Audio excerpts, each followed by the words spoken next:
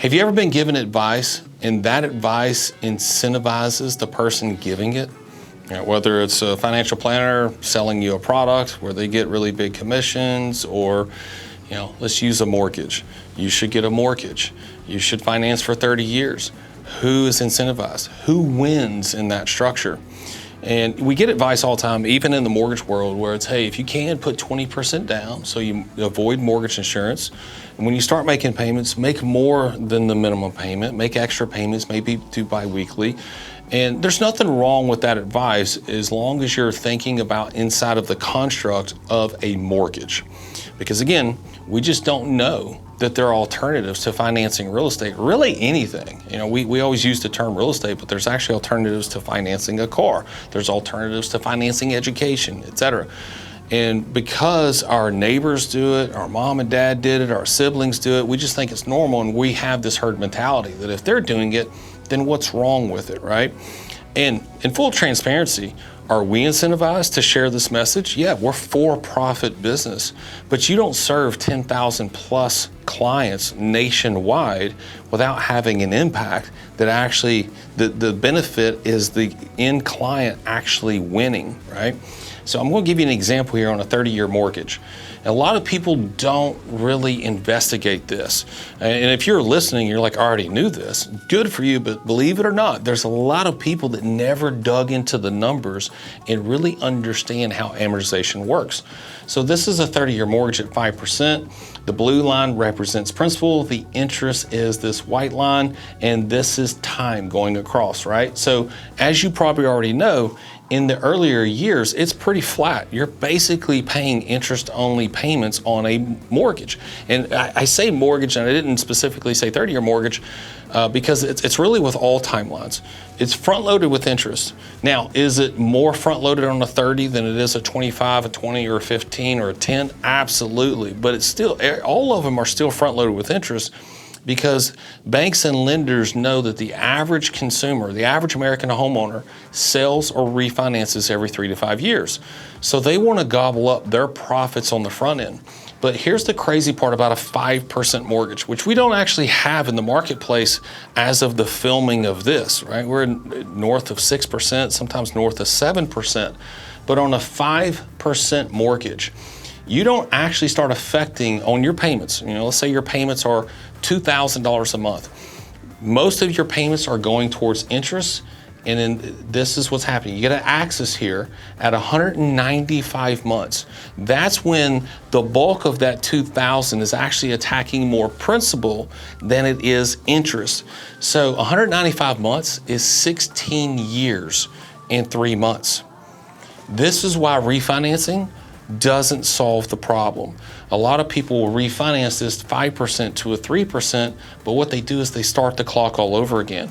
And now they're back to interest-only payments. Maybe their minimum monthly payment is lower, but they're now financing the house at a longer period of time. So you're just substituting this interest-only payment with another interest-only payment. It may be smaller on a monthly basis and fits better inside of your monthly budget, but you can't ignore the total cost of financing. So 16 years and 3 months before your payments actually start aggressively affecting the principal rather than going towards the interest. And again, you know, this on a 30-year mortgage, when you put money in, money goes to interest first, then principal is calculated. With the alternative products that we've been preaching about for over a decade, when you put money in, it goes to principal first, then the interest is calculated. In this product, you have no liquidity. You could get here 16 years and 3 months, and you've got tons of equity that you can't touch. It's locked up. It's a closed-end instrument.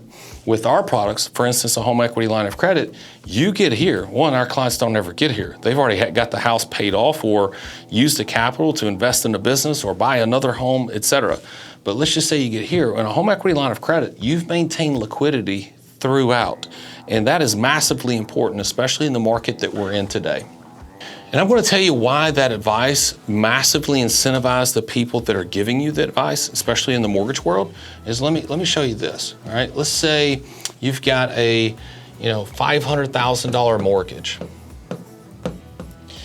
that loan officer is going to make anywhere from 1 to 2% of that loan volume. So let's put it in the middle. That is $7,500 commission, okay? That's a massive incentivization. Now that $7,500 doesn't come out of thin air. That $7,500 comes from profits. Where profits come from? Profits come from consumers overspending. So that commissions come from profits, profits come from consumers overspending. Now, the alternative product, let's say this is a $500,000 home equity line of credit. Guess what the commission is? Why? Where are the profits? They're not very profitable. Therefore, they don't offer commissions. What should you be consuming? The product that offers massive commissions because there's massive profits, because there's massive consumer overspending, or this product that doesn't offer any commissions? Start investigating this, and not just because of the commissions. You know, if people are doing a service for me, I want them to win as well. If you're helping me, I want you to have a win. But that's not the only reason. We have to start investigating this structure. And at what point were we convinced that this made most sense for the American consumer? Instead of having the home paid off potentially in 5 to 7 years on average, because we've got 10,000 plus clients that the average of paying their home off is 5 to 7 years, if they choose to pay it off. Because we asked the question towards the tail end of our consulting of, now that you have manageable and complete control over your debt and cash flow, you need to now ask yourself an important question. Do you actually want to be debt-free?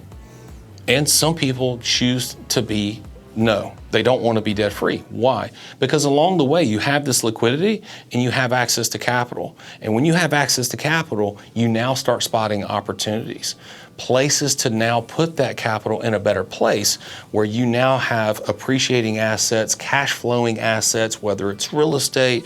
My favorite is insurance because you can actually do both.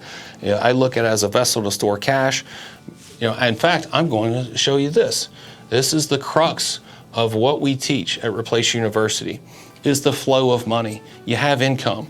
We've been taught and indoctrinated that our income only has one of two options: checking account, savings account, where we earn 0%. That is dying money. So income coming in actually needs a better vessel to store that capital. And I propose a home equity line of credit. It is not only your checking and savings account, but it is also your home loan.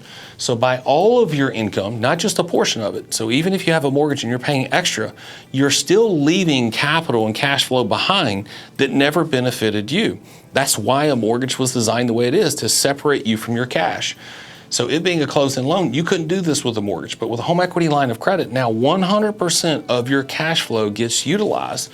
So the income goes into the home equity line of credit, suppressing the balance while maintaining liquidity, always having 24/7 access to your equity. So you suppress the balance, suppress the interest, it gets paid off faster. However, what if we could now deploy that capital into what's called IBC, insurance policies? I have a friend, Caleb, that calls it the and asset. So it goes here, it's a vessel to store capital. You get guaranteed growth from the insurance company. You get compounding interest. You also have some massive tax advantages inside of this account. You also have liquidity. But then we look for, now that we've got capital, we look for assets, specifically cash flow assets. Something that if you buy, it's going to spit out a dividend each month, it's going to spit out dollars each month. Because what does that do? Now it actually drives up our income. And when income goes up, it still has to have a place to park. It goes here, which suppresses the balance even faster. Now we have access to even more capital, and I would propose buy more insurance. Because again, it's not either or. Do I have to do insurance or do I do real estate? Do both. Again, it's a vessel to store capital. So more policies mean you can buy more assets, more income, and you rinse and repeat. This makes a heck of a lot more sense than, let me go back to the picture, this. Do you want this to be your life? or you want the other to be your life. This one, no control. The other one, you're in control. You save money, that's money you worked hard for, you get to keep. Now you get to deploy it to make even more money. Get your dollars pregnant, have baby dollars, go buy some assets. This system here makes a heck of a lot more sense. The problem is no one's telling you about it. Why? Because of this number right here. No compensation. That's the product I want to consume.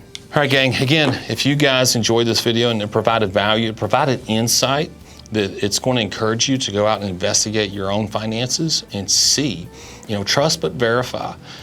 Don't trust me, go out and verify, investigate that. This is what I'm encouraging you to do, because when you investigate and seek the truth, you will eventually find it. So if we provided value, if you could please just hit the subscribe button. Lots and lots of people are actually watching our videos over and over and over again, but they didn't do the one thing that massively impacts us. We're doing our best to impact you. If you could just hit that subscribe button, it helps us grow the channel and it helps us produce even more content. Thank y'all. God bless.